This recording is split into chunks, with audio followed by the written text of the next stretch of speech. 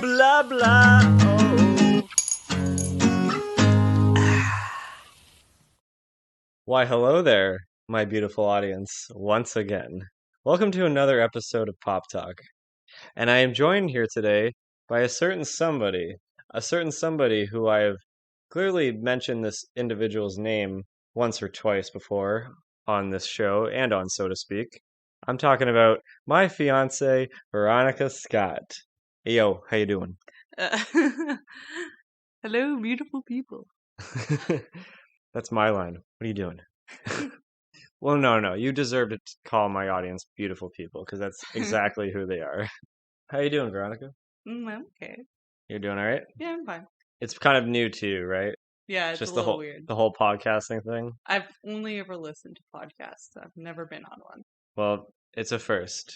And us as a couple, we're usually doing a lot of firsts. So why don't we do a little toast, shall we? Compliments of Evan and Lyle giving us a bottle of wine. Cheers to you guys as well. Well, it feels kind of interesting actually having a normal person on my show for once. Somebody who's not an obsessive movie lover like all my other guests, but you're just more of a TV person, am I correct? Yeah, I tend to get into TV shows. I feel like they can flesh out characters a little bit better. Yeah, like what types? Like long running shows or miniseries or like what are your favorites really? Even though I already know this, just for Uh, my just for my audience to know. I think I like miniseries better just because like usually I'll end up liking the whole thing. It doesn't have the show never has a chance to like go sour or like ever have a lull. Like can I like name drop? Yeah. I like the murder mystery shows, so I really like Dark Place. Oh wait, no, that's what I'm reading. I'm reading Dark Places right now. Sharp Objects. It's by the same author, same as Gone Girl, but Sharp Objects is a show I really like. And we recently just started watching The Queen's Queen's Gambit. Gambit. Yeah. One episode in. I've seen it already, but I have to get Cody in on the shows. He's more a movie boy. But what's beautiful is that miniseries kind of feel like a nice medium ground between my world and your world, where I'm totally fine with watching like 10 episodes or even less of a miniseries because it kind of feels like you're watching a bit of like an extended film, but you're almost getting a little bit of a feel of watching something episodically as well. I feel like I just I'm probably way off, but like I feel like the way people describe reading books, it's like you get to know the characters inside and out. Yeah. And I feel like almost the next best thing is like a show because you get to flesh out the character, you know more about them. But a movie, it's just like an hour or two. It's really just a glimpse into that world. True, yeah. I feel like, but a movie is just so short in comparison. Yeah, I agree to a certain extent about that. I mean, I think I'm just more about efficiency and kind of structure when it comes to Yeah, films, you and like a there's beginning, middle, and end. exactly the problem with television shows is that they don't know when to end. I And not think to say that movies don't know, like when you have a franchise that has clearly been around for so long that all they're doing is just milking it, like that's I an feel like example. I get tired of shows like that. Like I don't know if I should name drop ones that I stopped watching because of that, but Oh no, tear them apart. Go for no, it. I'm not even tearing them apart. But like I'm gonna get back into it. But like Supernatural, I fell out of it. I got busy, but like I got up to probably season 10 or 11. I'm not even that far off in the end, so I'm gonna finish it eventually. Also, another show that I quit was like The Walking Dead. It's probably okay that I left off where I did. I left off around when a little after Negan, just a little after. I don't know. It's just like they were having a big shootout. Nobody got hurt, and I was just like, okay, this isn't realistic anymore. Even though zombies isn't realistic, but I It's a don't know. it's a meandering show that was a little frustrating to watch as it went around, as it went along, It's I like should say. nobody wants to see their main favorite characters get like killed off, but when somebody becomes so popular, you're like, they're untouchable. Yeah. I think the only shows that I've shown you were Lost, Avatar: The Last Airbender, and the first season of True Detective. And those are the ones Are that you those actually got are into. they the only ones you've shown me? Like, is that actually true? I think those are the ones that I've shown you that I personally love. Because I mean, you've already seen Breaking Bad, and I'm a really big fan of Breaking Bad, but you've already had seen it before then. But Yeah, yeah, I started watching Breaking Bad a while ago, like a long time ago, I mean. yeah, Yeah, I guess I've shown you a lot. you have shown me a lot. Yeah, That's the well, thing. see, you're movie boy and I'm TV girl. Yeah, So it's funny because the type of shows that I watch, it's not like all genres or anything. Like I can't watch reality TV. Like I yeah. just can't handle that. I don't know, I get really bored of it really fast. Mm. But like I really liked True Detective you showed me, but I feel like shows on par with that I've shown you was well, okay, like Sharp Objects was really good. Oh yeah, That's with Amy Adams, right? yeah, yeah. Really good in that. Really, really well made. Just a story that I couldn't personally get I feel like into. Like, one of the reasons you didn't like it was because you thought it. I think you maybe asked me while we were watching this. You asked me if this was a book turned into a miniseries, and I said yes. So maybe the like shocking stuff that happens in that show is better to read and be shocked about than to like see unfold on camera, but I still really liked it. yeah. What's another one I've shown you? I've shown you a ton. I know I've shown you a ton, like Doctor Who, Supernatural. Well, Doctor Who and Supernatural, we got about like I would say a quarter of the way through the show, maybe a little bit more with They're Doctor Who, both but shows that I kind of stopped watching somewhere through. I got to near the end of Matt Smith in Doctor Who. I should continue it eventually. It just I don't know. I just lost interest a little bit, but I hate to say that because they were my very dear to me shows. yeah, the funnest show you've ever showed me, Buffy the Vampire Slayer. Oh yes, I Like, do love Buffy. that is a solid show. That's a show that was fun to watch because I feel like I remember parts of it from watching it as a kid, but I never watched it like in its entirety, like the way you're Yeah, supposed to watch it. yeah. Like it's not like you can jump in, but you could be confused in certain episodes. Like, could you imagine jumping in on the body? Oh, geez, yeah, You wouldn't know. Okay, we won't go into that. No yeah. spoilers for There's an Buffy. episode called The It's Body that's kind of heart-wrenching. it don't even say that, but like it's a really good watch. Lots of good plot points. Yeah. And it's interesting just about like television, that dynamic between you and I. Like we're You show and me it good movies, I show you good shows. well, it's just like we're an engaged couple, you know. I'd love to have you around for a while. You know, Oh God. I'd hope so, Jeez, that sounded really menacing. I'd hope so. I'd hope to not have to get rid of you if you know what I mean. But the fact that like one person comes from like a world of like cinema and the other one comes from a world of television, it's kind of interesting how we just show each other, we introduce each other to a lot of worlds. You know, My world that I introduce you to is more like the art house movies or even like just the strange or surreal or just like those very like specific films that stick to its guns in terms of its execution on whatever the genre is. hmm. And then you show me light, fun fluff, like romantic comedies or something Oh, that well, makes you feel I have happy. my favorites, but okay, I feel like this is how I balance it out. Very dark shows, very fun, fluffy comedies. That's what they call media diet. Media diet. Media Okay. diet. You have to have a very healthy media diet between like the content Oh, that you watch, the shows that you watch, the movies that you watch, the books that you read. Just you all it's all about balance. but I feel like I had a turning point where it was like TV or shows. Like I obviously watched both, Hmm. but so the first time I saw the first episode of Supernatural, I caught it on TV with my dad and maybe a couple of my sisters. I don't know. It was probably just me and my dad. We were watching it, and then I was thinking, damn, this is a good movie. This is really interesting. Oh, it's over. Oh, it's a show. I actually have to tune in weekly to watch this. Oh, okay, I guess. And then I got hooked on it, and then I was like, I never want this to end. I love this. Yeah, as a matter of fact, recall you saying like, "Oh, I got as so far into the show, but up until like the last few episodes before the finale, you just decided to stop." You did that with Buffy, you did that with Breaking Bad. It It's like happens you so don't. often. It honestly, I feel like it's like I don't want the show to end, so I'll just save that last episode for like a perfect evening to be like, I'm gonna watch it tonight and then it's gonna be over and I'll be sad that it's over because it's like the show is done after. But then I get busy with life and then it's months and months go by. I can't remember, but I may have waited a year until I saw the last couple episodes of Breaking Bad. You kind of Yes. forced me to watch it. And Well, then you start Breaking Bad, you're gonna have to finish it I around know, I me. know, I know. It's like I went back, so I was rewatching a couple episodes, but like it had just gotten so intense. I had to like hit the pause button and Yeah. take a breather and do something else. But Oh no, the last like 4 or 5 episodes of Breaking Bad do ramp up and get pretty intense, but that's definitely a conversation for another day.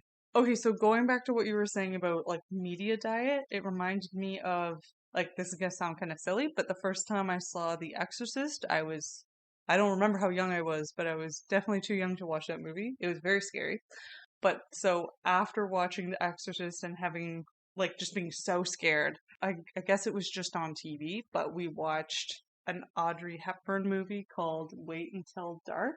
Audrey Hepburn plays a blind woman in her apartment, and I'm a little fuzzy on the details, but there's, I don't know, something to do with drugs and like I guess the mafia or somebody bad is like after her and like looking for something in her apartment, and she's like alone and blind in her apartment and has to like use things in the apartment to like defend herself.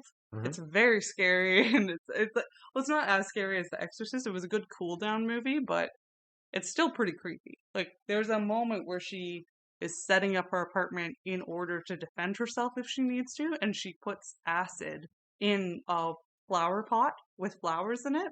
And then when the person is like in her home and she's like, "Are you standing right in front of me?" and he's like, "Yeah, I'm standing right in front of you." She like dumps the flower pot on his face Oh shit. like to get away. So, oh, I don't know why I just jumped right into that one, but like that's a good example of like cool down movie Yeah. for me. I feel like I just got really into these like horror thrillers I at a young it's age. a big coincidence, but I definitely want to bring up what you just said about watching something intense and then trying to balance that out with something a little bit light because that kind of segues or ties into the film that we're going to be talking about today.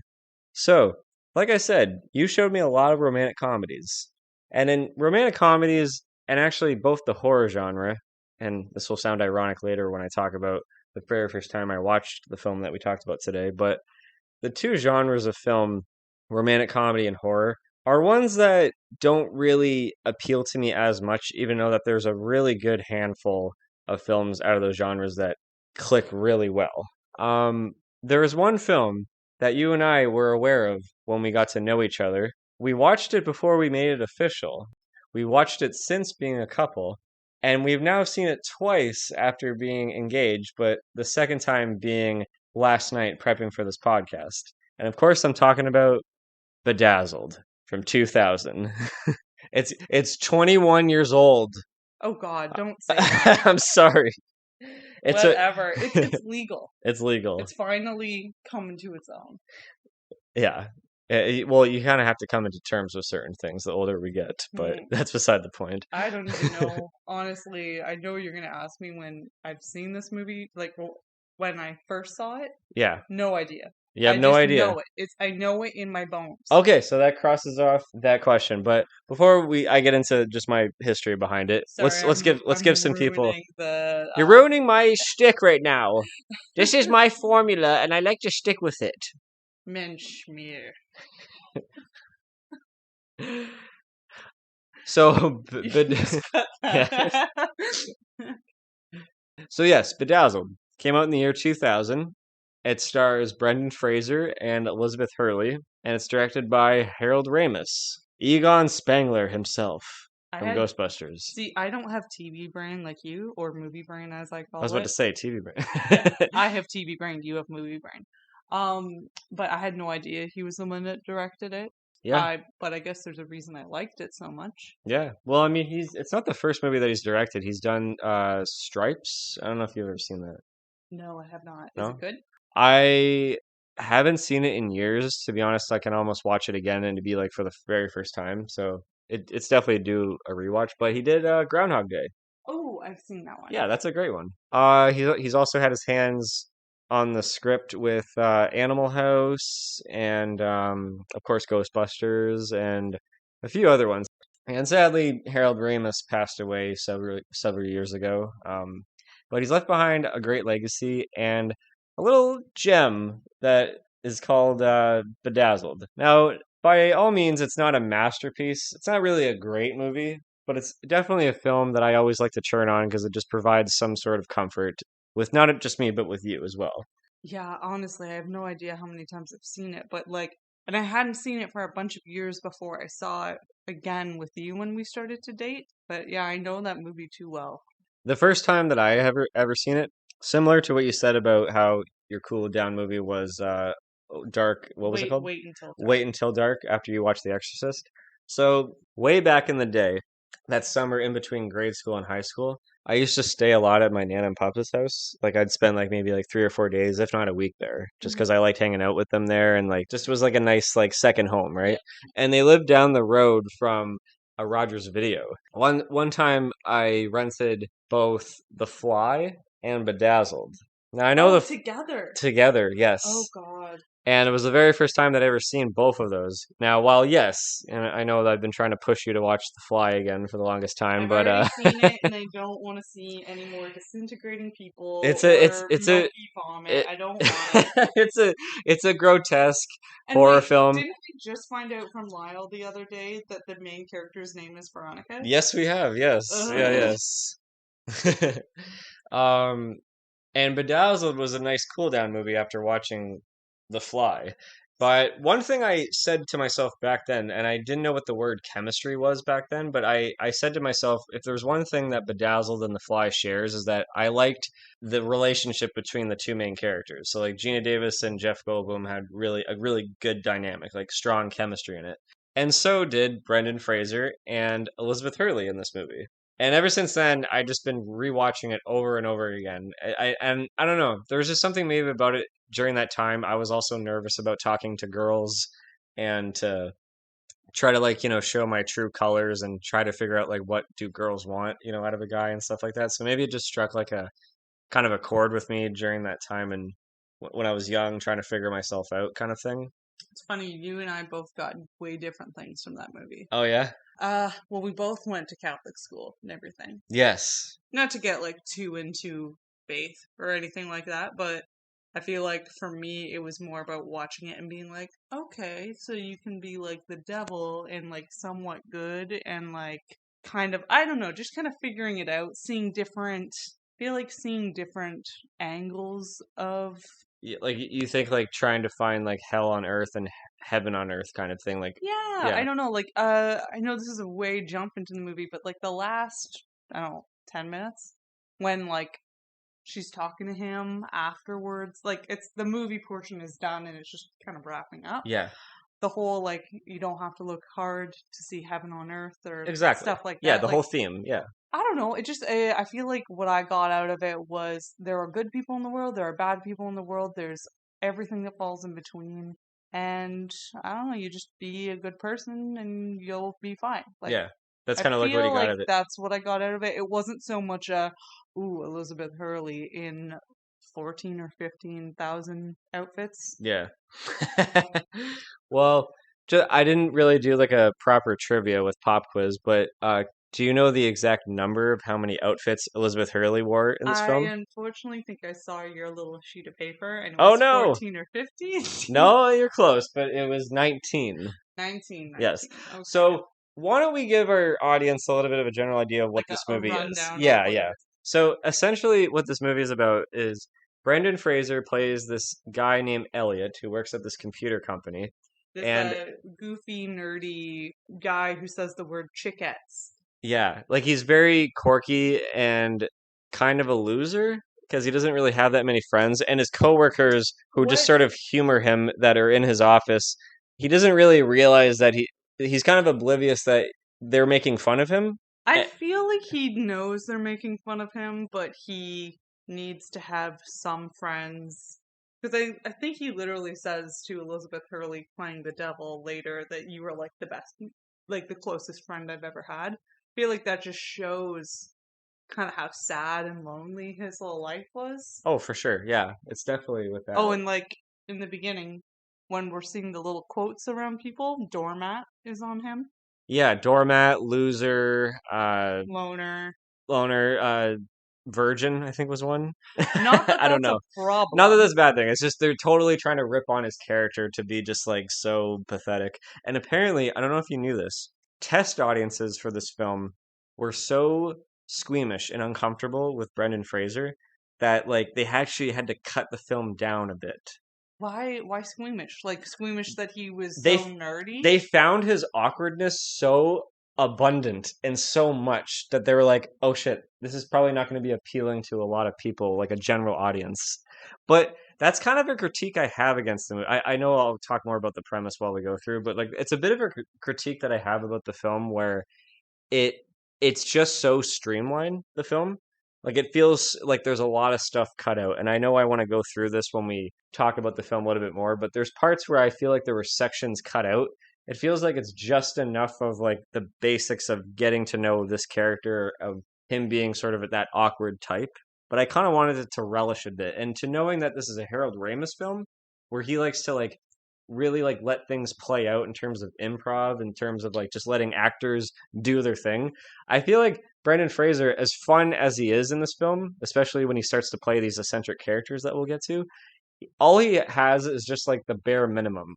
And What do that's you how the mean by bare minimum? where it's like they cut out all that stuff that he probably like had so much to like relish with. You know what I mean? Like I don't know if I'm describing it well, but it feels like all that's left is just like the basic foundation of an awkward character. Oh yeah, like when you think of an awkward character, this is what we get. Yeah. It's not, oh, I see what you're trying to say. It's not over the top. Yeah, or just completely like relished in the improv and just like because I think it's like the first 10 minutes until the inciting incident, like the Okay. premise is officially set up. And usually a rule of thumb with me is that like spend a good 20 minutes and then establish your premise or your inciting incident. But it's like really 10 minutes into the movie. It's very fast.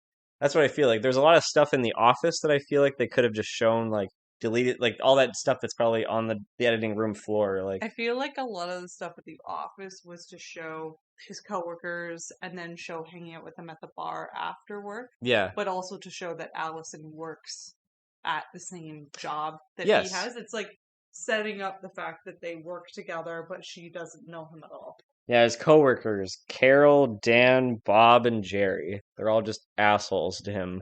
Very passive assholes to him. It's kind of a touchy subject, but like Elliot's a nerd. Are they assholes for being rude to him, or are they in the right because he's so annoying to them and kind of like puts himself in these cringy situations? Well, I mean, there's definitely there's people that in life that we've known where they're just kind of unbearable, even though that they mean well. But you have no choice but to feel like I want to distance myself from this person. But this Yeah, is coming from a person like Elliot who hasn't really figured himself out yet, but that's his journey. I feel like nobody in real life could be this cringy, but I feel like he's just so trying to fit in with people, even though they're jerks and like they don't want him to be around, but they are just like they won't outright say like we don't want you to be here, like leave. They're like dancing around it. Yes. Yeah, I agree. So I feel like he's just kind of trying to be a person that they would somewhat like, but he's still like his kind of like nerdy, annoying self, being like, let's go to the bar and we'll find out or see the chickettes and like stuff like that. Yeah, his terms are very questionable. But Yeah. Jerry, Boberry, B5, Boberry. I love the part in the hallway where the one guy's leaving and he's like shaking his head to the other guy coming into the hallway, but then it's too late. Yeah, he's like, no, no, no, don't. Elliot's in there. And Yeah, it's too late. Elliot it's already too caught late. He's singing about his name. him. Yeah. And then when Elliot meets up with his coworkers at the bar who lied to him saying like they're not going to be there tonight, Elliot just shows up anyways and he's like, But that just shows you how lonely he is. He wasn't invited, but they said that they wouldn't be there, but he's just gonna go and yeah. check it out anyway. So here is where the whole premise starts to come up. So Elliot has a crush on one of his coworkers named Allison, played by Frances O'Connor. Hmm. And she's definitely like that standard, pretty girl at the office, Blue eyes, blue sandy eyes, blonde hair. sandy blonde hair, exactly. So he tries to like make a move, completely strikes out. She like walks the other way, and then he says to himself, "I would give up my soul to have her in my life," He doesn't actually say that. or something like what? When we were watching it yesterday, he said, "God, I would give anything to be with her." Oh yes, I was it's interesting how thinking he about said that. God. Yeah, that's what I Yeah. was thinking too. It's like Oh yeah, I yeah, feel like okay, this is just my supernatural brain like yeah. working, but I feel like okay, maybe I was reading too into it, but I was thinking the intro to the movie where it shows all these people and it shows like their secrets or like their things about them like Yes. it's not one, it was just like drinks from the carton, or maybe that's the ending. I forget what some of the ones in the beginning were saying. One was like Sinner, saint, I saw yes, that. yeah, yeah, yeah. But there was other ones like To give a general idea of what it is, it's just basically like society, like in a city or around the world, and it's like fast paced. It's kind of like sped up footage of just the world, but then it will freeze frame on people and show a highlight of like a characteristic that's about yeah, them. like Yeah, one would be like always late for work, always on time for work, yeah. steals food from the Oh, I grocery remember when store. it was an ex yuppie and an ex hippie. Oh yeah, yeah, One yeah. was a homeless guy as an ex yuppie, and the other guy, the guy that's like I guess like a business guy, is a ex hippie. Nice. So what I was going to say about that was, what if that was the devil looking at society, trying to find someone who to work her charms on? So you're saying like the intro was almost like her scoping the world to try to find her next Yes, person. and then she settled on San Francisco because it did kind of tighten in Oh on yeah, yeah, San that's Francisco. true. And then when Elliot says, "Dear God, I would give anything to be with her," then We are it's introduced to the highlight. Oh god, I'm about to get a slap in the face from Veronica. oh Uh-oh, no. here we go. Elizabeth Hurley playing the devil.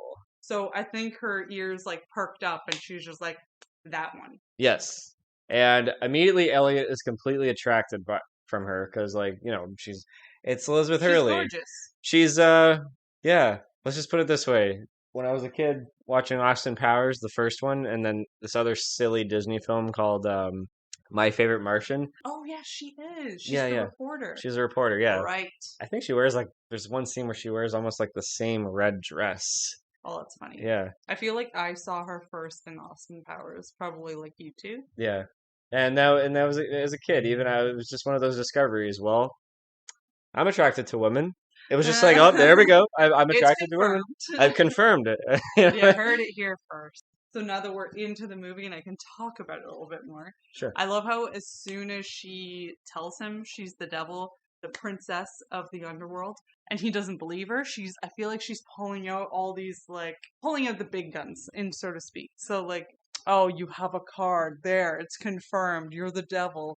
Oh, She's you have like, a business card that just says the devil. Yep, that proves a that lot. proves it.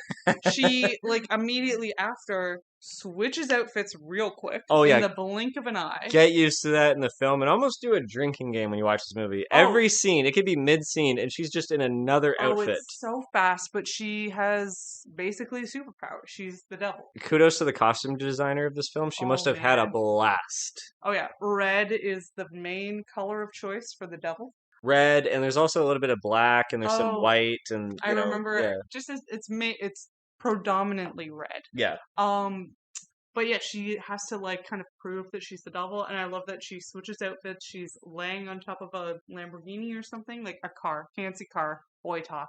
And then she has a flaming drink, and she just tosses it back into the car. And I love his reaction when he's just trying to put it out. Like, okay, when I think of Brendan Fraser, I think of like badass Rick O'Connell from like the Mummy movies, Oh yeah, and it's just so funny seeing him try to put like this little fire out, going, "You can't do that. That's very dangerous." yeah. I sound exactly like that. That's a good impression of him. So, as a demonstration to prove that the devil is who she says she is, she said to Elliot, "Make one wish, anything you want." He's And like, of course, he doesn't really believe her at this point. yeah. He's just like, I wish for a Big Mac and a large Coke. And then you think right away it's supposed to appear on a platter. Nope. They get onto a city bus. They go to the McDonald's. They order it. He doesn't. She didn't even have her money or purse on her. She left it in the underworld. She left it in the underworld. He had to pay for it, and he's like, "Wow, yep, this is truly the work of the devil." I didn't even get any fries. Well, he did wish for fries. Well, it's funny. The guy even offered fries with that, and she said no. It's like, well, because he didn't want it. Spoke up. Not part of should it. speak up. Yeah, yeah. So at that point, Elliot wasn't really convinced, so she drives him all the way to her nightclub called, what was it called again? DV8. DV8. Now, do you know? I don't know. Yeah, you had something to tell me about this, but you didn't say. I wanted to save it for surprise because I like to do that. I like to get surprise, genuine people's reactions to fun facts about film. It's awesome. Okay. Apparently, the Devil's Club called DV8 is Lou's Tavern from Fight Club. The very first scene where the narrator and Tyler Durden are talking in the tavern, and then they go outside. And right outside, fight? I want you to hit me as hard as you can scene. Oh. That's the same lot. That's the same building. Exact same lot, same building. Funny. Yeah, yeah. I think what it was, it's probably like a 20th Century Fox situation. Those were both Fox properties, and usually studios are like, just use like this lot that we've already paid for another film. That's probably what it is. I won't be surprised if I won't be surprised if that's actually what happened. And then when we enter into the DV8, there's something that kind of reminds you of something, right? Like, so because I am movie or TV girl, yeah. Me and Cody decided to try out The Stand. So we watched The Stand, and this DV8 club, it kind of reminded me of the Vegas club in The Stand. We watched the remake, The Stand, that just came out. It's a very obviously toned down version, but still the same. Like, people are obviously probably sinning in this club. But it also, because we do see the club twice in this movie. The first time we see the club, it's very flashy. Somebody gives, like, there's lots of like sexy women around, and he's not going for that. So I feel like that's why there's like other things there. Like, somebody comes up with a plate of cookies, and he's like, "Oh, these look like my grandmother's cookies," and he eats one and he's like, "This is my grandmother's cookies." And I feel like that's just another, I feel like you see it so many times in this movie, but that's another thing. It's like the devil is like giving you that false sense of security, like giving you, like, kind of just showing you what she can do for you. That's a good point. Yeah, and that's kind of what she does throughout the whole film. Aside from the seduction that she's clearly luring him in. Yes, he obviously chose that form to like be pleasing to the eye for him. Exactly. Don't you think? Yeah. And so it's just like, we'll get into it a little bit more, but this is like a business almost. Yeah. There's a contract and everything. Like, it's like what people do, like trying to close a sale. You're bending over backwards for this person. You're giving them cookies. You're making them feel at home, all to get them to sign the contract. Yeah. And when Elliot finally does get convinced, when he realizes that there's a chance for him to be with Allison, that's what the whole film is about. He signs a contract that entitles him to have 7 wishes in return for the devil to own his soul. And let's just now go through just the wishes, shall we? Because the wishes are the highlight of the film. So what Elliot does is that he wishes his life to be drastically different from the life that he has now.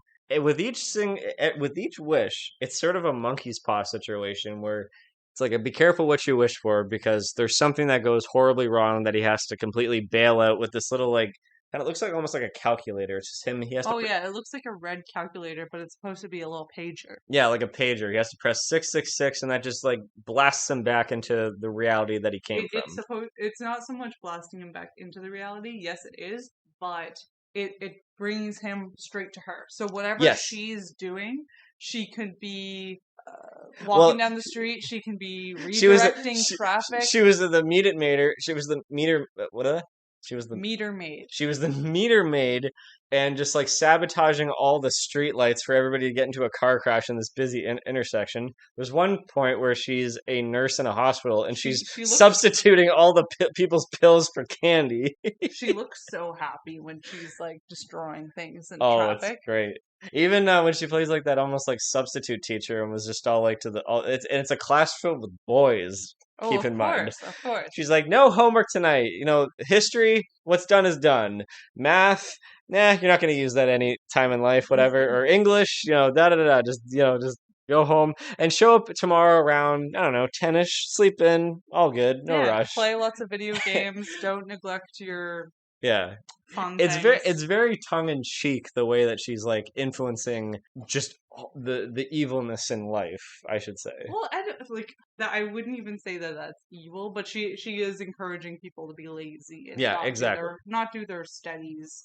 Yeah. I do like that scene though because like if I like a movie enough, I'll like look up stuff about it, not to do research for a podcast, just to do research just for the fun of it. So what did you find out? I don't even know if it was me that found this out or if someone told me this, but apparently that outfit she wears as the substitute teacher, it's like classic kind of schoolgirl thing, but Mm. it's like a red blouse and like very short like plaid skirt. Yep. It's actually her own clothes. It wasn't. Really? Yeah, that That's was her clothes. hilarious. It was her own outfit. Oh, I did not know that. That's hilarious. So the first wish that he went on was he said, I like to be very rich and very powerful and married to Allison. So he ends up waking up and he's a Colombian man with like the nose and the It's tan, and it's just Brendan Fraser is completely unrecognizable. it's funny because I didn't really realize until we were watching a bit of the like making of. He looks so different, and I just kind of thought like, oh, they just make him look different, like whatever. But I didn't even notice like from way back then, like oh, his nose is a bit bigger. Like there's a prosthetic on his nose. He has contacts in, Yeah, But yeah, yeah, it's for sure. crazy the extent. It's It's like maybe unbelievable. even Yeah, fake teeth in this one, or I know they do fake teeth in another one. and he's quite fluent with Spanish. Oh, yeah. It's kind of funny. Well, because the whole thing is Oh, that and Russian, right? For and the Russian church? at one point. Yeah, Yeah, yeah, yeah. yeah. We'll get to that why he's speaking that one. But yeah, it's just funny how he realizes that he's speaking Spanish as well. Like he's just like he's saying in Spanish, "Oh, sorry, people, I don't speak Spanish." Wait a minute, I'm speaking Spanish. And he's just like Like, freaking out, oh, if so my happy. Spanish teacher could see me now. So it's kind of funny how in all of his wishes, all of his colleagues or friends are all his coworkers. Yeah, the Just coworkers that were rude to yeah, him before didn't want to hang out with him. it's like different I personas mean, they are almost. still not that great in these Oh, wishes. not really, but like it's just like They're there. it's like a cute little touch where you're like, They're oh kind of hey, it's his coworkers. Like, they're in the first one they're kind of fake because they worked for him, but they're like not letting him know that his wife is like sneaking around with the English teacher kind of thing. Like yeah, they're not friends in that way. yeah, They're that's what probably Elliot. being paid by him. Oh, for sure. Like you wish to get rich and powerful and famous, or not even famous, just rich and powerful right away, And be with the woman you want to and be be with with. the woman that you want to be with. The problem is, Allison doesn't love Elliot in Yeah, this he said he universe. wanted to be married to Yeah, Allison. He never said that he wanted Allison to be head over heels in love with him. because Allison is sleeping with her English teacher, Raoul. Raoul. Raoul. That's such a fun name to growl. Raoul. So when Elliot finds out about this, he confronts her, and she just flat out says, I despise you. I loathe the very thought of you. I never want to be with you. I love what she says. She would, if she saw him again, she'd love to just like vomit non-stop, but she would be happy because she would know it's the last time she ever had to look at him. It's so rude. It's so rude. And then everything comes to a halt when he's called by all of his men to go out to this farm or the factory. Yeah, factory. out to this factory to inspect their product. That he's like, what? The You flower. you dragged me all the way out here just because some guys were stealing some flour or sugar, and he takes like a little whiff of it and he starts spitting it out And like, he, it's cocaina! yeah, Cocaina! that was really funny because that was like, I feel like that is something I quoted like when I was a kid, like it's cocaina. Like, Cocaina. He's a Colombian drug lord. yeah, he figures out that he's a Colombian drug lord. And he's Oh, didn't we love the part where he's like getting into the car to go to the factory? He's this Colombian drug lord and he's putting on a seatbelt and he looks so scared and just kind of like not what you would expect. yeah, yeah, yeah. It's like well, it's a nice subtle touch too with the seatbelt. Like and it turns out that Raoul is a part of the people that are smuggling all of his drugs out of the factory. Oh no, they're not smuggling it. Oh, are they stealing it? Like, They're taking over. They're like, we're gonna run okay, this now. He's saying like, I've taken your woman, I'm gonna take the factory, and your people are with me now. And they're just kind of like, and you can see like cocaine's all over one guy's nose. It's just like sampling the product, doesn't matter, it's in the background. But That guy that has the cocaine all over his nose, his name is Orlando Jones. He's actually a really underrated comedian.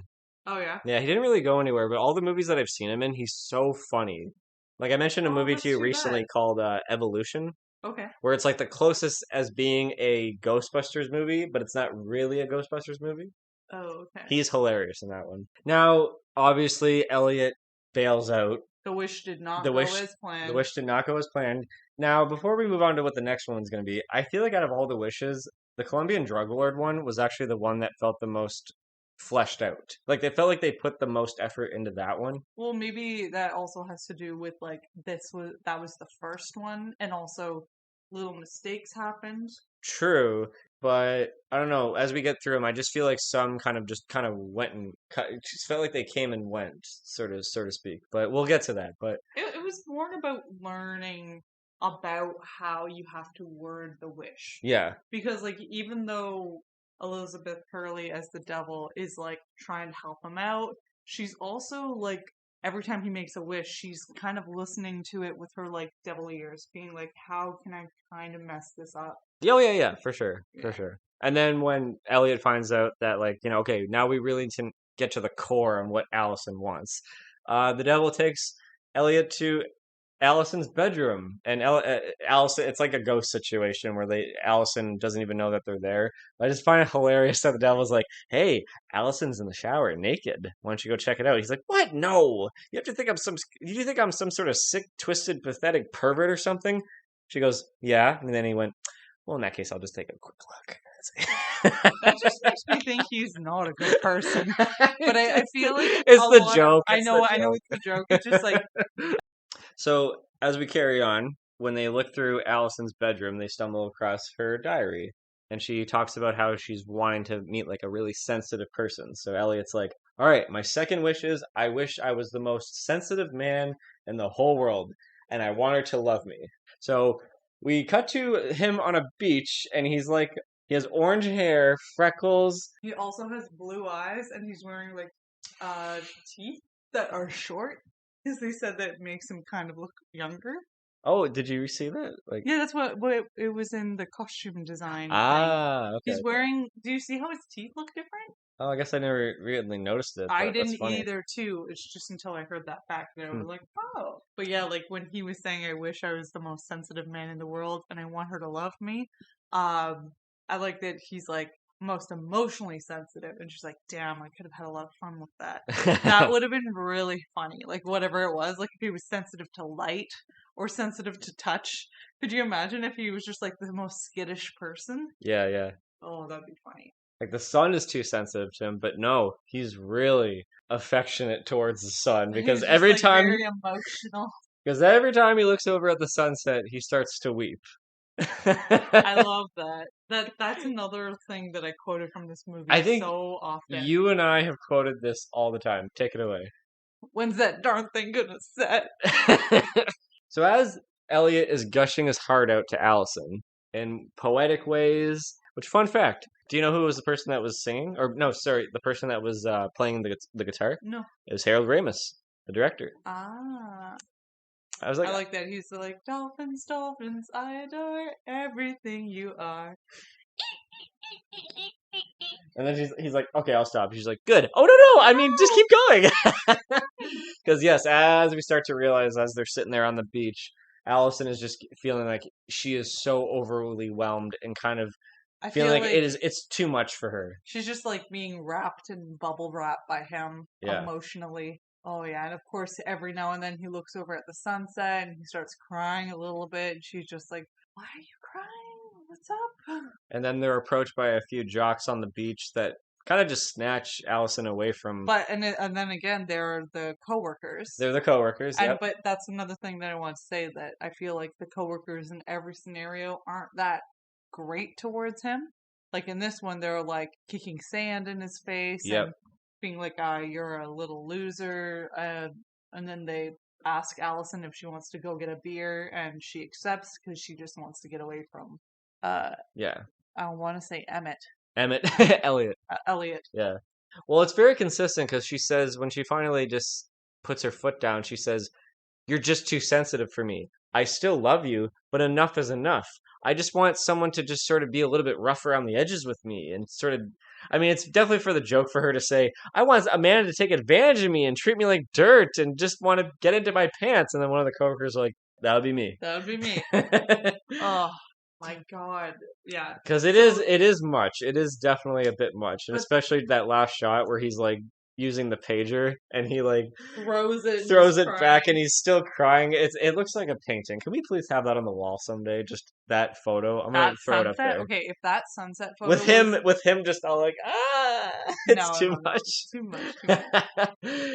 And of uh, course, he bails out back to the devil. Elliot starts to like just be suspicious about this right away and confronts the devil about it. Like, you're just purposely sabotaging my wishes, aren't you? And then Mhm. she completely guilt trips him and breaks down saying Plays like, him like a fiddle. how can you say that? Do you think I like being the devil? My life is a living hell, literally. How dare you? So he apologizes, they make up and all that. And then when he realizes how fast, like, Allison went for those guys on the beach, he's sort of realized, wait a minute, I want to be big and tough and be strong, but I also want to be like respected and have lots of fans. And they're like, wait a minute, how about you just be a basketball player? Yeah, but then also he says, I want to do something that I like. And that kind of ties into the fact that this basketball team, Yes. it's like, I feel like in this universe, it actually is a team. So he just gets put on that team because it's the Diablos. Yeah, the Diablos. Yeah, We see a sticker for it in his cubicle. exactly. Yeah. And I noticed this yesterday when we were watching it. That first scene with Elizabeth Hurley where she's at the pool table and she like summons him over Mm-hmm. and is saying the whole thing like, let's go talk somewhere private. I Yep. have an offer to give you. On a TV in the background, you see the Diablos playing. Oh, there's a basketball game going on. Cool. Yeah. I don't remember if it says Diablos playing, It but it's like probably is. basketball. It's just like Yeah. what do you call that? It's like foreshadowing in the background. It's just like nice little setups ahead of time to just kind of build the character up to know, like, even if it's like stuff that goes over your head, like Hmm. Elliot's a fan of basketball, so of Hmm. course he's gonna wish that he's a basketball player. Hmm. And I love just like this dated gay panic scene where she's like, "Okay, I'm gonna personify you as Dennis Rodman," and she's just wearing like this like flamboyant outfit, and he starts screaming like, "No, no!" She's like, I'm kidding, Michael Jordan." He's like, "Deal." I was like, it's so bad. And then we cut to the. I love how ridiculously tall they put him Oh as, wow. and he's like the most amazing player. I think he makes Michael Jordan run for his money. Just like, Well, it's like they showed us a little bit how they did it. Like it's a lot of foreshadowing or not foreshadowing, like oh, rear projector, yeah, a lot of force perspective kind of yes, stuff. force Yeah, yeah. perspective. It's very like, They like add him standard. in in post and everything, It's very standard rudimentary kind of effects, but like I think it does the job done because and he looks um so different. he Like looks so bleach drastically blonde different. And I hair. Oh god.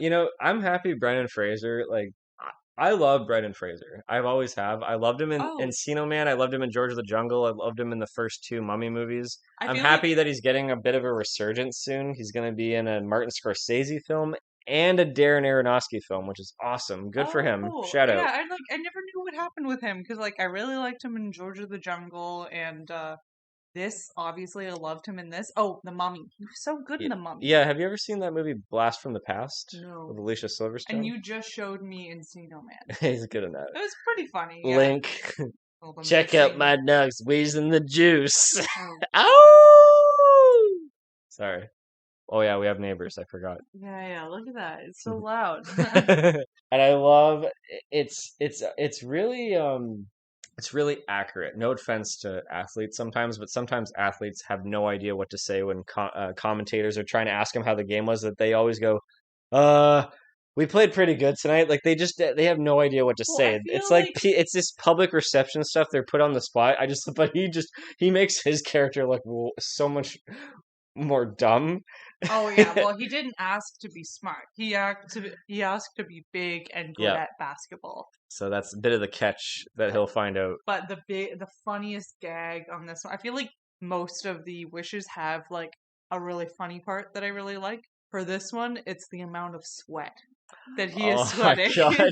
He's like, it's like, how do I describe this? It's like It's just It's constant not sweat. light sweat. It's just a constant stream of sweat. It's like when it shows the reporter, it shows it pouring down to him as well. Yeah. It's just like it's a constant stream And coming down his as face. he's talking, it's like spitting onto the reporter, and it's getting on his face, and he has like no reaction Yeah, because he's just like, this is probably normal for him. you got to get out there and give 110%. You want to play good. That's You want to play another. good. I think we as a team played pretty good tonight. I feel like Diablos #1. that's another thing we quoted a lot from this. Like, give 110%. Just play good, and you want to play good. Want to play good? I think we played pretty good tonight. And then as Elliot is in the changing room, Allison plays a reporter in this world, and Kind of like a and pushy reporter. there's so many double entendres. Just like, I want to write a big story on you. I bet you have such a big ego after all your games. It's kind of weird. It's so awkward. Like, how did she even get in the changing room? Like, That's get what out of here. That's what I want to do. Like, Yeah. she wouldn't even be allowed in here. Very true. Very true. Yeah. And So apparently she's comfortable with him changing in front of her, because when he removes the towel, both of them are in complete shock because apparently he has. I just imagine it being like pinky size. let's not say what we imagine it being. It's just micro. Micro-sized penis. Let's just say that. Are we allowed to say penis? Of course. No, we're allowed to Micro- say cock. No. I don't like it. Schlong. Ew. That's enough.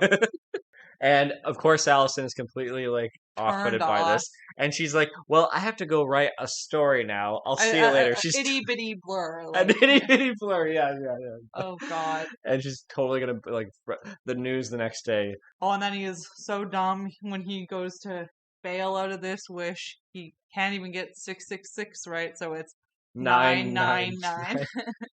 I wish I would have seen those articles, like that front cover of the newspaper. Diablo superstar Elliot Richards Ridiculous. has a little something up his sleeve or something like that. I don't know. Is as tall as Elliot Richards is, he comes a little short. Okay, that's better. That's better. So of course he realizes that his basketball persona was too dumb. He goes completely on the other end. His next wish: I wish I was smart. I wish I was sophisticated. I wish I was intelligent. Knew about just a little about everything. I knew about everything. I know about everything. Sound good. Sound good. Sophistication. I don't know if I said that already. Oh, and I want to be large. Oh yeah. He's like, I like to be like not practically joke large, but like puts up a fist like, yeah. And give me something. And I want Allison to fall head over heels in love with me. So at first, this seems like the more normal, like, and it's pretty dragged out. I wouldn't say that this is like the slower part of the movie. It's definitely the most intentionally not zany part of the movie. Oh yeah, he's just like, it's way more nicely mannered. It's nicely toned. It goes on for a while. This is you probably almost think that, you know what I compare this one to? Yeah. This is like that episode, it's probably Treehouse of Horror Simpsons, where it starts to rain donuts right as Homer leaves. That's a great comparison, yes. So it seems perfect. Yes. Everything seems perfect. There's just something off about it. No. I mean, Allison is like, thinks he's charming. Obviously, there's no wish that it ends up being perfect, but this so far seems like, everything is smooth. Everything is going well. Allison finds him charming. They're hitting it off very nicely. Everything's going quite well. Until he decides to take her back to his bedroom. And in the bedroom, waiting for Elliot, is another one of his coworkers playing his gay partner in the bed, saying, "Where have you been, mister? How dare you?" And he's like, oh my god, he's trying to clear his name to Allison. I'm not gay. And then he asked them like some question, like who was in the cast of this one play? Very stereotypical gay person of the 2000s. Yeah. He like names every single member of that play, and he's like, I assume you mean the original cast because it was remade in 19 whatever, starring da da da da. And then I am gay. He's like, oh my god, I am. He's like, I can prove it to you. Kiss me right now, Allison. The guy goes, oh, how dare you? Will you shut up, bitch? And then the romantic music cues up as they're kissing, and then it just stops immediately, and he goes, you hear the record screeching, I'm gay. Yeah, okay, it was nice meeting you. Bye.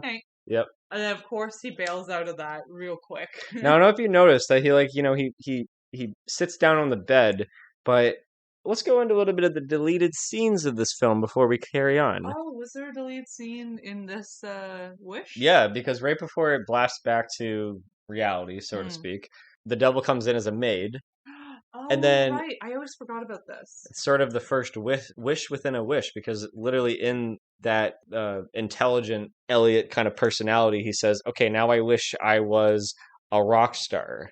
And we watched this deleted scene recently because we now own this movie on DVD, and it's a deleted scene that I'm happy that they cut because it was too vile, kind of uncomfortable. It wasn't funny, and it kind of just brings the whole intention to a screeching halt. Like, why would he want to become a rock star at that You point? know what? I feel like it was, I'm just talking out of like what I think. Mhm.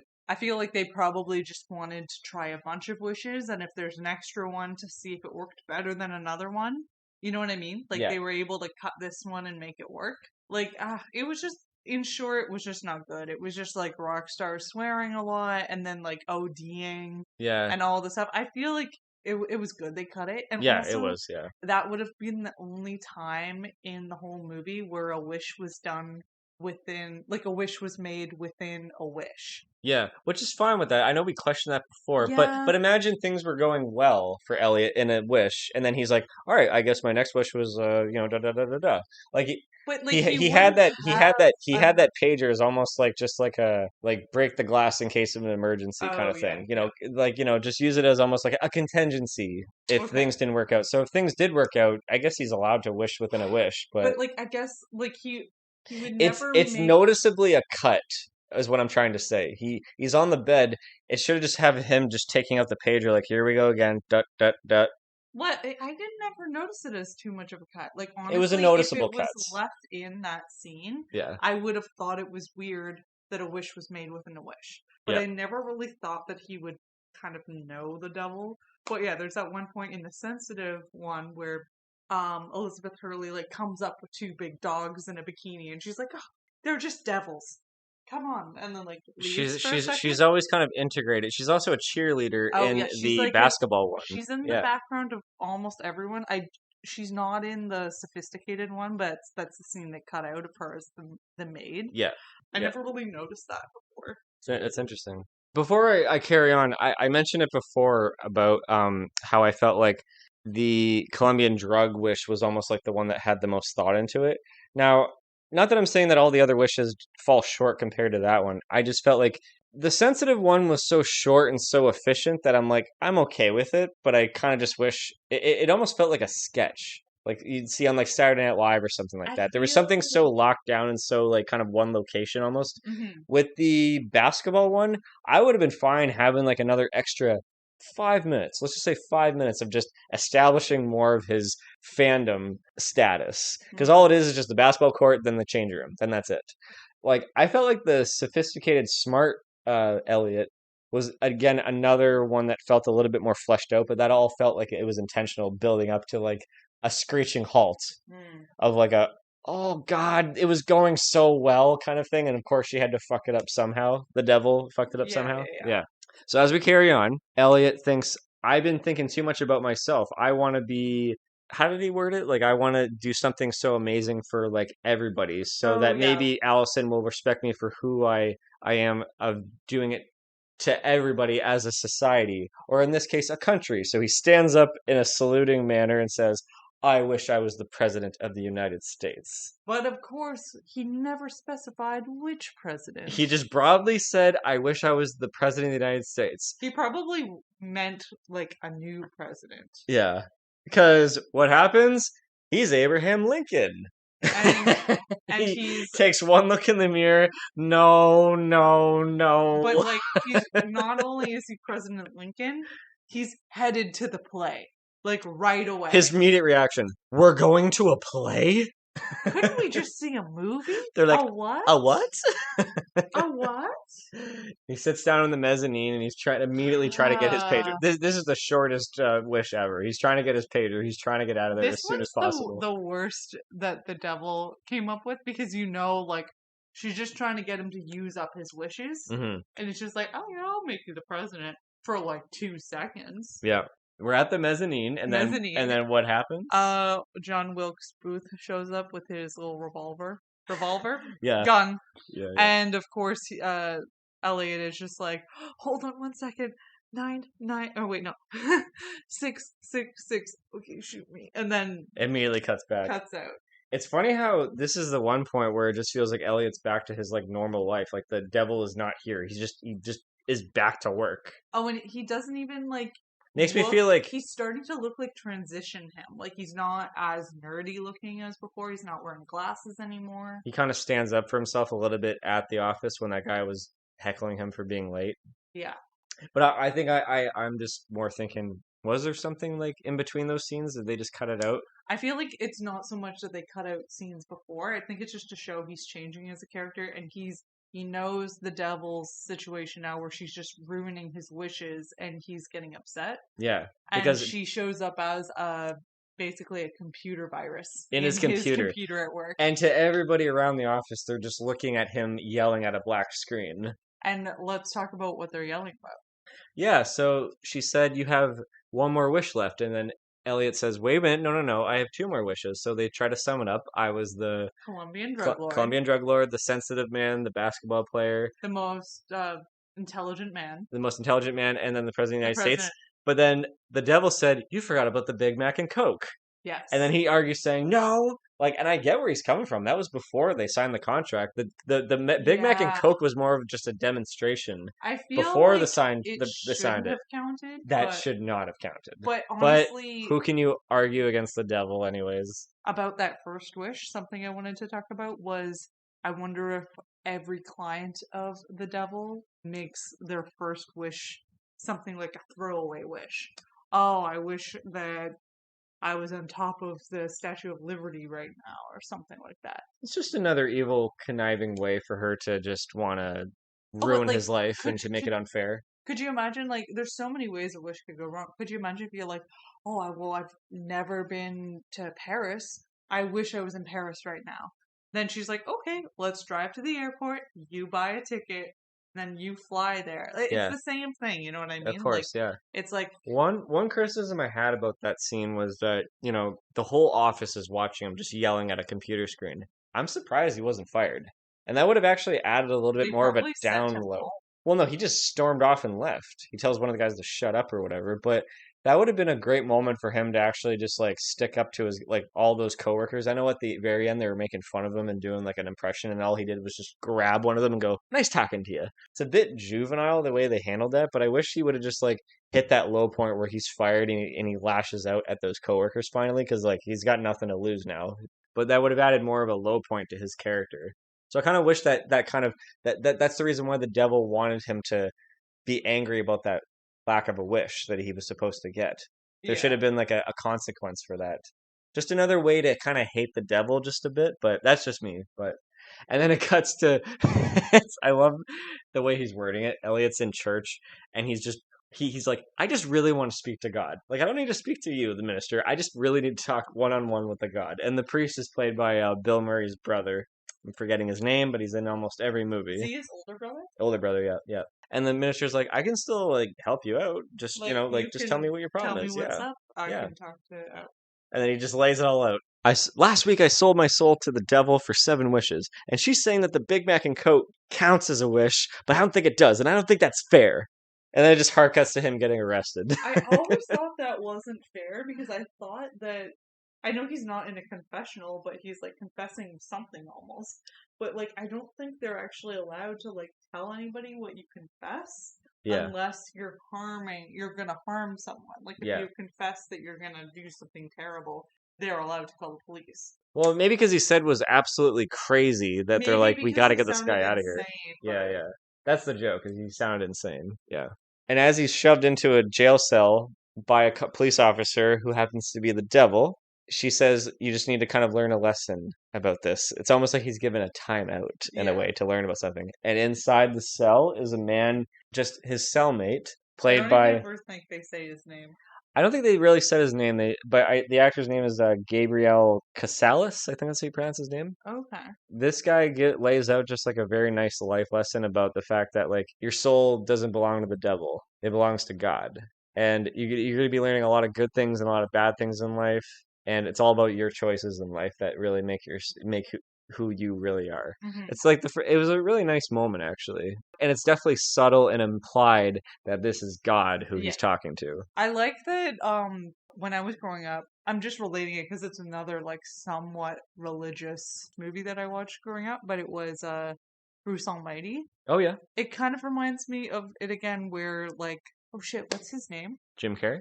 No, God and Oh, Morgan Freeman. Morgan Freeman having a black God. I love it. Oh But I yeah, feel like that's like a 2000s thing. oh yeah, of Because when course. I saw this movie, I had seen Bruce Almighty already, and I was like, "Oh, it's God!" Like It's nice that it. things are just nicely It's just kind of diverse. funny how Yeah, yeah, they do it in both. But like, totally. the devil is a woman in this, and God is a black man. I love that it's actually a different take of the devil. Like Mhm. I don't it's really rare in movies where you see like you picture like the stereotypical the devil with horns and red and all that stuff, but Or like like a man with like a a sinister. smile and he's wearing Yeah. a suit or something like Well, that. I Like mean, there is. They even made a show about that too. I forget what it's yeah. called. I don't know what show Oh, I you're think it's thinking of. Lucifer. Oh, Yeah. Lucifer, Yeah. sure, Yeah. sure. This one, it's a different take on that devil character, even though it is very tongue in cheek. I just like how there is like that kind of like contrast in this movie between a very tongue in cheek devil who's kind of seductive and mischievous, but then you got this guy that's sort of like this guy that likes to hang around in the background and just sort of give like really meaningful things to people, and he's just sort of he just seems like a chill guy. And like He seems like I feel an like awesome chill guy. there's also something to be said about the fact that he only like shows up in the movie at Elliot's lowest point. Yes. Yeah. Because yeah, that's when you kind of turn to the hand of God just for some help. Hmm. And after when Elliot spends the night in the jail cell, he comes to some He self-reflection yeah, yeah. and he goes back to the nightclub. And this is what I was saying earlier about how he sees the nightclub when he's there for the first time. Everything is very, what do you call it? Very attractive looking and trying to like give him that sense of security so that he'll sign the contract. But now he's signed the contract and he's kind of on the bad side of Lucifer right now, like the devil. Yeah. And when he enters the club for the second time, it's really creepy.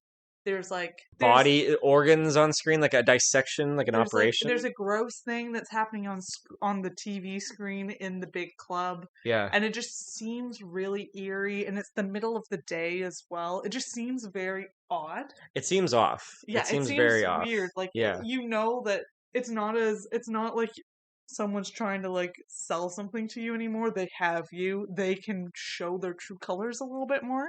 It's interesting. I never really thought of it that way, The but that's a club good is a touch. lot creepier in this scene, and Yeah. it's only shown for like 2 seconds. And then when the Elliot confronts the devil again, he comes to this realization that I don't want to finish off my wishes. I have one more wish left, but I don't want to use it. And he says that my whole life I've been wishing I was this, I was wishing I was that. But really, I like what his whole philosophy that he learns is that it's not about how you get there in life; it's about the journey in between and how you discover yourself. He can't just have that prize of I wish I had this and have it. Yeah. He wants to just get there himself. Exactly. And I don't know if it's just the makeup or something like this, but I found Elizabeth Hurley generally kind of intimidating in the scene when she starts to really boil up and show her true colors of being evil by Well, saying, "You better sign the contract," because she even is she says like, saying you better sign the or contract? sorry, you better make your last wish is Oh, what I you meant better to make say. your last wish. You Yeah, better yeah. make your last wish. She's like, I may look all sweet and innocent, but I have a dark side of me that you don't want to see. And I was kind of like, ooh, like there's some tension building as well with the music. And when he refuses, she literally becomes Satan himself, like a giant red Devil. fiery brimstone flames all around. It is hell. She's like, you're gonna go to hell if you don't make your last wish. She's like threatening him. And Elliot makes the most noble, redemption worthy wish, saying, I wish that Allison has a happy life. Yeah. And then when you she's just think, like, she's oh like, oh, god, great. And then he falls, what you think is like to his death. It just like goes to white and he just like wakes up on this like nice staircase the and stairs of a courthouse. stairs of a courthouse. And he's all like confused, like, what's going on? And she's like, well, I don't know if you read the contract. Nobody ever reads the contract. No one ever reads this, but like there's a little bit of a loophole in there where if you make some sort of noble, selfless wish, it breaches the contract and you keep your soul. And he's all ecstatic. Yes, I can keep my soul. It's Awesome. funny. I always remember. I can't remember which one of my sisters said this, but they said that why doesn't he just like sign the contract again, make another 6 wishes, and then do a redemption wish, and then just keep going. But I feel like at this point he realized none of the wishes are going to turn out. No. It's just not even worth it. She even offered him 7 more, and he's like, nah, I'm cool. Yeah, he's done. But it's nice with okay. I know that they don't want to go all out to make her so evil, but even that she was like, I want to let you in on a little secret that like everything is almost like a gray area. Yeah, Like good, there's evil, it's all meaningless. It's just you find that on Earth. yeah. It's all about you making your choices. And it was nice to see him say, "You're the bestest friend I've ever had." But it's fine to say that, but it's also kind of sad. It just shows like how lonely and sad he was. Yeah. And then he finally has the courage to just talk to Allison, And like to in me, person. well, he did it already, but he handled it so much better than in the Oh, but like bar. in He the was so awkward in the bar the yeah, first in the time. beginning, Yeah. he's just like his awkward little self. But then this is him at the end of the movie where he's like Taking a stab at it. he had wished to be with her all these different times, and she's never herself, and she's always this Yep. different character. And all he needed to do was just be himself and just take a stab at it and just ask her out. And he handled it so well. It's such a well written scene. It's so believable. Like he goes up to him, "Hey, how you doing?" "Oh," she's like, "I'm great." "And how are you doing?" "Oh, I'm great." "No, I'm exaggerating. I'm good." Just like a nice little thing. "Hey, so I don't really know you that often or really know I you know that you well. know that well, and you don't know You me. seem like an interesting person. I was wondering if maybe you want to get together. Maybe we have a shot to hit it off." And she's like, "Oh, that's so sweet, but I'm actually with someone." And he just, instead of just letting that kind of take you down, like that rejection, fills it in right away with a compliment. "Oh, well, of course you're with somebody. I mean, but by any chance, if it doesn't work out?" And I like how he doesn't say, "Well, I'm here," Yeah, but she knows. She's like, "Oh, yeah, yeah. Like, okay, that's yeah." it's She funny. gets it, but then she's like, "It was nice meeting you, and it was great talking to you." But like, he handled it so well. He handled it as perfection. It was literally It's perfection. funny that you think that that's okay, but I feel like if somebody said that to me, like, "Oh, if it doesn't work out with Cody, just like hit me up," I would be just like awkward about that. I'd be like, "Okay, I'm gonna leave now." Like, I think I would react weird to that. But he didn't say it, which made it a little bit better. He implied it, so it's fine, it works, Yeah, but I feel like it's also just a little weird. it didn't seem out of place from how he was approaching her to begin with, you know? Like Yeah, it didn't seem out of left field. It didn't seem, outrageous or yeah. something like that. Like I felt like they handled it quite well. And isn't it funny too? Just rewind a little bit in the movie where him and the devil are going through her diary. Don't you think she knew she was with someone? Don't you think the devil knew Allison had a boyfriend? And Because when they went to the apartment, it wasn't to find out if she was with anyone. It was to find out what kind of guy she wanted to be with.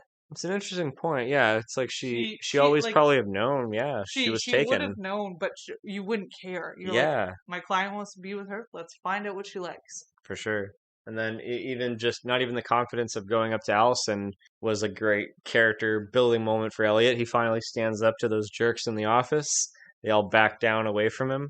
And it's just like, yay, it's simple, it's cliched, and it's kind of almost juvenile the way they handled it. And he's like a But different, it's, happy person. yeah, riding on his bike home up the streets of San Do Francisco. you see someone's carrying their bike up the hill, but he's going up it? Yeah, Very happy. yeah. And a scene straight out of I want to call out a movie for ripping off Bedazzled, but just like the spoilers for anybody who's ever seen 500 Days of Summer, just that whole lesson that Joseph Gordon-Levitt learns that he doesn't get summer at the end. Who does he mean at the end? Autumn. Autumn. Oh, what a nice cute touch. It's like he kind of got his wish, but like it's a different form, but It's like kind he of the stopped same, but but different. but he stopped looking, and that's where usually in life when you find the one for you.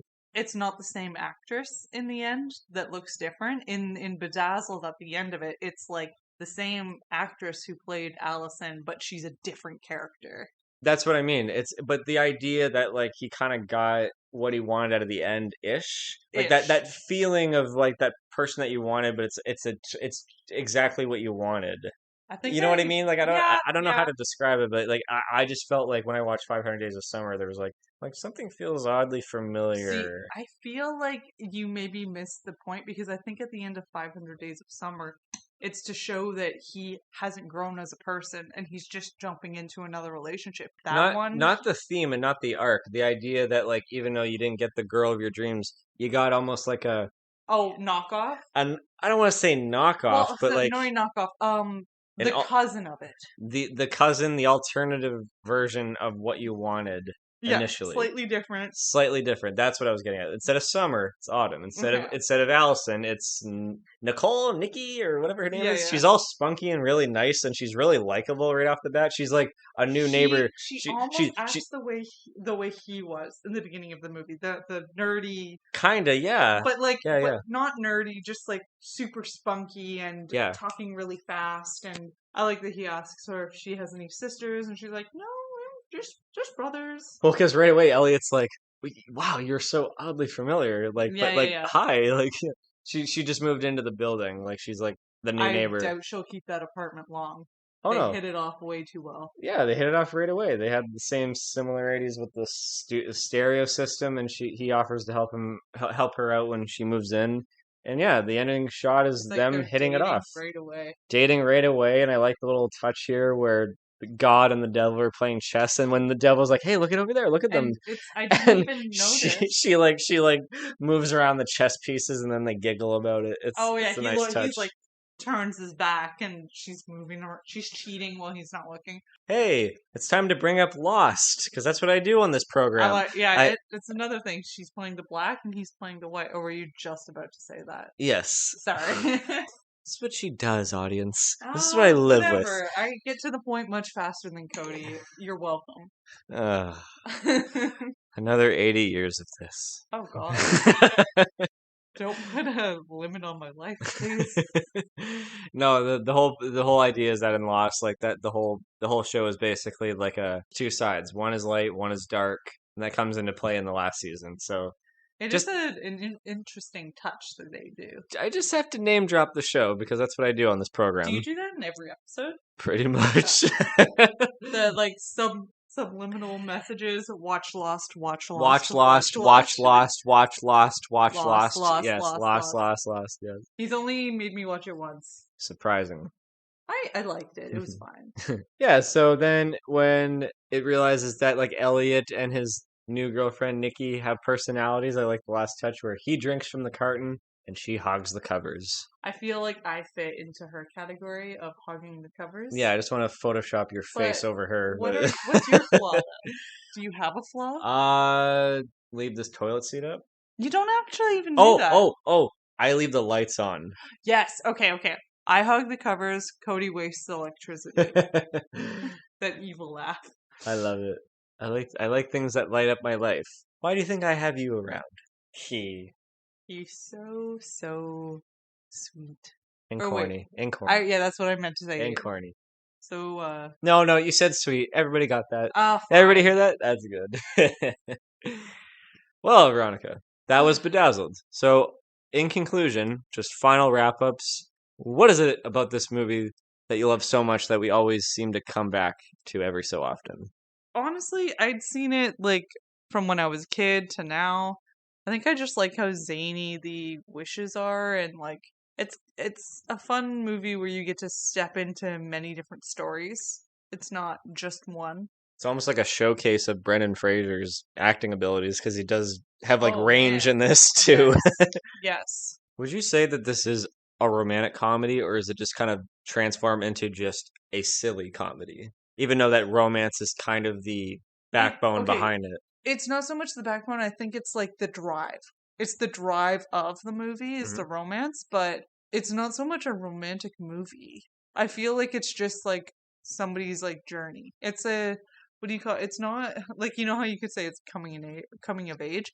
He's coming into his own in this. Yeah. He starts off as like a nerdy, unlikable character, borderline cringy, and he ends up being like a fleshed out person who's not a doormat anymore and is not going to take any shit from coworkers that are being rude to him. He's just going to be himself, and he gets rewarded by finding someone who's actually interested in him. And I don't know, it's just because he met somebody at the very end and it hit it off doesn't make it a romantic comedy, but I guess it it could fall in that category. It's hard to categorize. But the devil, like Elizabeth Hurley, they almost seem like they are coming off a little bit romantically. Oh, I guess, and they do make out a couple, like once at least. Yeah. So I guess she kind of fills in for the romantic role. So yes, it is a romantic comedy, but It has the front of a romantic comedy, but it's a lot more sillier and a lot more of like a subversion of the typical formula that even at the time this movie came out, like 2000,